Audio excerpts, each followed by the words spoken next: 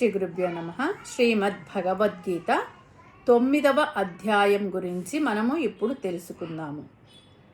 ఈ అధ్యాయం పేరు రాజవిద్య రాజగుహ్య యోగము.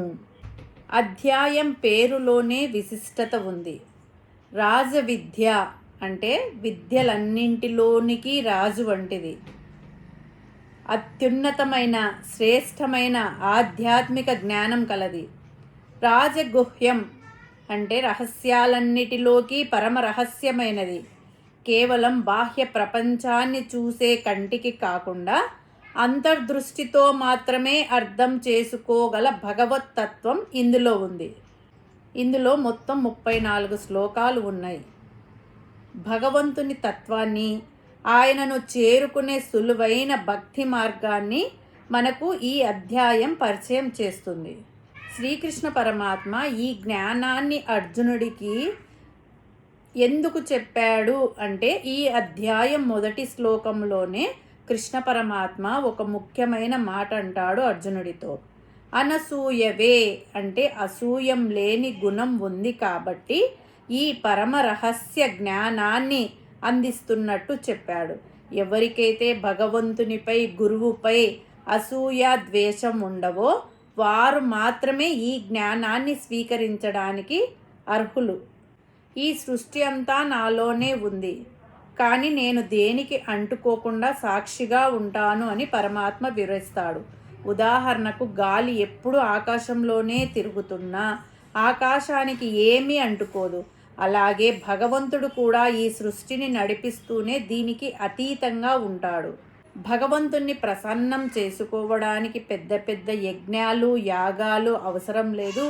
కేవలం నిశ్చలమైన భక్తి చాలు అని చెప్తూ భగవద్గీతలోనే అత్యంత ప్రసిద్ధమైన శ్లోకాన్ని కృష్ణ పరమాత్మ ఇక్కడ చెబుతాడు.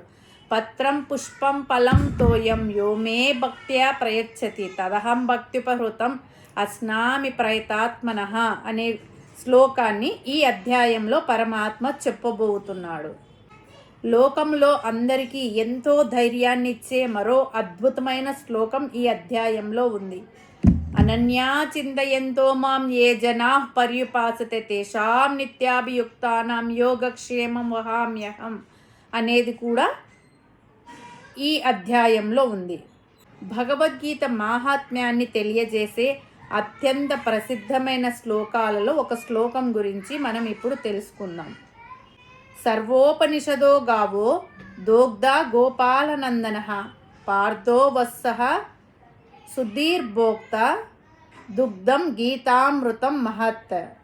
భారతీయ సనాతన ధర్మంలో అత్యున్నతమైన జ్ఞాన భాండాగారాలైన సమస్త ఉపనిషత్తులు ఆవులు అనుకుంటే, ఆ ఆవుల నుండి పాలు పితికే గొల్లవాడు శ్రీకృష్ణ పరమాత్ముడు.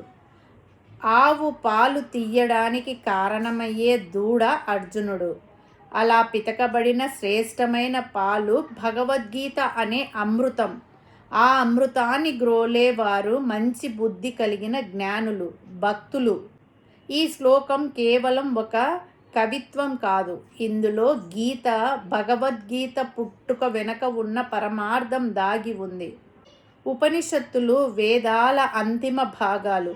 ఇవి ఎంతో పవిత్రమైనవి, అపారమైన బ్రహ్మజ్ఞానాన్ని కలిగి ఉంటాయి. ఆవు ఎంత పవిత్రమైనదో ఉపనిషత్తులు అంత పవిత్రమైనవి. ఆవు దగ్గర పాలు ఉన్నప్పటికీ దానిని పితికే నైపుణ్యం ఉన్నవాడే మనకు పాలను అందించగలడు. అలాగే ఉపనిషత్తులలో ఉన్న కఠినమైన ఆధ్యాత్మిక జ్ఞానాన్ని సామాన్యులకు సైతం అర్థమయ్యేలా సులభతరం చేసి అందించిన జగద్గురువు శ్రీకృష్ణ పరమాత్మ. ఆవు పాలు ఇవ్వాలనుకుంటే ముందు దూడను ఆవు దగ్గరకు వదలాలి. దూడను చూసి ఆవుకు పాలు ఊరుతాయి. ఇక్కడ అర్జునుడు అనే దూడను నిమిత్తం చేసుకొని శ్రీకృష్ణ పరమాత్మ ఉపనిషత్తుల సారాన్ని గీత రూపంలో కురిపించాడు. ఒకవేళ అర్జునుడికి ఆనాడు ఆ సందేహాలు రాకపోయి ఉంటే మనకు గీతామృతం దక్కేది కాదు. ఆవు గడ్డి తిని మనకు అమృతం లాంటి పాలను ఇస్తుంది. అలాగే కృష్ణ పరమాత్ముడు సమస్త ఉపనిషత్తులను మదించి లోక కళ్యాణం కోసం భగవద్గీత అనే అమృత క్షీరాన్ని అందించాడు. దూడ పాలు తాగిన తర్వాత మిగిలిన పాలను మనుషులందరూ ఎలా తాగుతారో అలాగే అర్జునుడి కోసం పుట్టిన గీతను లోకంలోని పవిత్రమైన మనస్సు బుద్ధి కలిగిన సాధకులు తాగి తరిస్తున్నారు. వేదాలు ఉపనిషత్తులు చదవడం అందరికీ సాధ్యం కాకపోవచ్చు. వాటన్నిటి సారమైన భగవద్గీతను చదివితే సమస్త ఉపనిషత్తులను చదివినట్టే. అందుకే గీతను ఉపనిషత్ సారం అని పిలుస్తారు. హరి ఓం తస్సత్.